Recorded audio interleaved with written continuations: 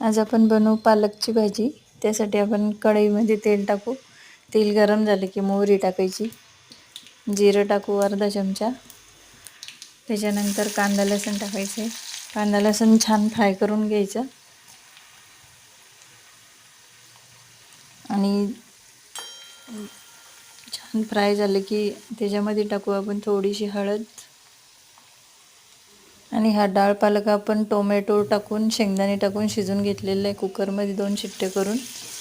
फोडणीमध्ये टाकू तिखट 1 चमचा आणि हा डाळ पालक शिजून घेतलेला आहे तो त्याच्यामध्ये टाकून देऊ. अशा प्रकारे आपला छान टेस्टी आणि हेल्दी डाळ पालक तयार झालेला आहे.